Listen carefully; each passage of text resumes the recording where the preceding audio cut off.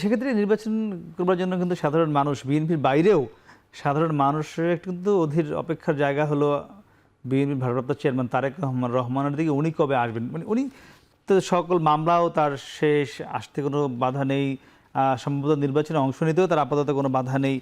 কেন আসছেন না এখন? ওনার সকল মামলা এখনো শেষ হয় নাই। উনি বলতে উনি ব্যক্তি তারেক রহমান না। ওনার নেতৃত্বে আমরা যারা আন্দোলন করেছি, আমরা যারা সংগ্রাম করেছি, আমাদের মামলা প্রত্যাহার হয়েছে? আমাদের তো সকল মামলা প্রত্যাহার হয় নাই। তাহলে ওনারও সব মামলা প্রত্যাহার হয় নাই। ওনার বাংলাদেশে যেমন আইনি জটিলতার মধ্যে উনি এখনও ফেস করছেন, আমরাও তো আইনি জটিলতা ফেস করছি। গতকালকে আমাকে কোর্টে যেতে হয়েছে। ঠিক ওনার তো লন্ডনে সেই ধরনের আইনি জটিলতা আছে। সব কিছু শেষ করেই উনি আসবেন। আমাদের মামলাও প্রত্যাহার হইতে হবে। সব কিছু মিলেই তো আমরা বারবার সরকারের কাছে প্রত্যাশার জায়গা থেকে দাবি করছি যে আমাদের মামলাগুলো প্রত্যাহার করেন। এটা তো এক নোটিশে, দুই নোটিশে, এক মাসে, 2 মাসে করা যেত, কিন্তু এখন পর্যন্ত হয় নাই। এটাই বাস্তবতা। না, তারপরে উনি আসছেন কি এই জন্যই আসছেন না? মানে আপনাদের মামলা প্রত্যাহার হয়নি এই জন্য আসছেন না? এটা তো একটা কারণ হতে পারে। এটা কারণ হবে না? দেশের সকল মানুষের মামলা প্রত্যাহার হয়েছে না, হয়নি। এবং ওনার সব মামলা কি উঠে গেছে? উনি কি আইনগতভাবে ফ্রি হয়েছেন? হয় নাই। তাহলে ওনার অপেক্ষা আদালত থেকে তো বলেছে তার দেশে ফিরতে কোনো বাধা নেই, এমনটা কিন্তু এইভাবে তো অনেক কিছুই আমরা ওপেন আলোচনা এরকম করি, কিন্তু মুখরোচক আলোচনার বাহিরেও তো একটা আইনি ব্যবস্থা আছে। সে আইনি ব্যবস্থা উনি এখনো সৈশুদ্ধ হন নাই। সৈশুদ্ধ হলেই উনি আসবেন এবং ওনার নেতৃত্বে আমরা সবাই কাজ করছি। বিগত আন্দোলনে উনি যেভাবে জাতিকে একত্রিত করেছেন, উনি সকল রাজনৈতিক দলের নেতৃত্ব দিয়েছেন, আমাদের নেতৃত্ব দিয়েছেন। উনি ইউনিয়নে কথা বলেছেন, থানায় কথা বলেছেন, ওয়ার্ডে কথা বলেছেন, জেলায় কথা বলেছেন। তাহলে আমরা হাসিনার বিরুদ্ধে একটা ঐক্যবদ্ধ আন্দোলন করেছি, একটা ফ্যাসিবাদকে মুক্ত করেছি।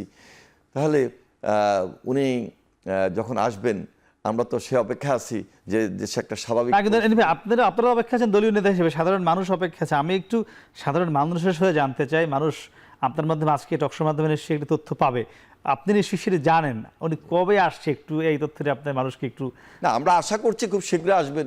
তবে যদি এই মুহূর্তে রোড ম্যাপটা ঘোষণা হতো তাহলে হয়তো বা খুব আরও তাড়াতাড়ি আনার আমরা চেষ্টা করতাম এবং মামলা মোকদ্দমা সব কিছু। এখন আমরা খুব দ্রুত চেষ্টা করতেছি যে ওনার সব কিছু যেন আইনগতভাবে সৈশুদ্ধ হয়ে যায় আর কি। এখনো হন নাই। সেটা কি কোরবানির ঈদের আগে যে কোনো সম্ভাবনা আছে? এটা নির্ভর করবে সরকারের উপর। সরকারের বিচার ব্যবস্থা, আইনি ব্যবস্থা তো আছে একটা।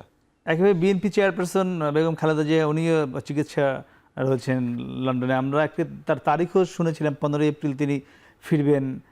সেটি সর্বশেষ গণমাধ্যমের সবাই জানে, তো সেটি কি ঠিক আছে? দেখেন, দেশনেত্রী বেগম খালেদা জিয়া খুবই অসুস্থ ছিলেন।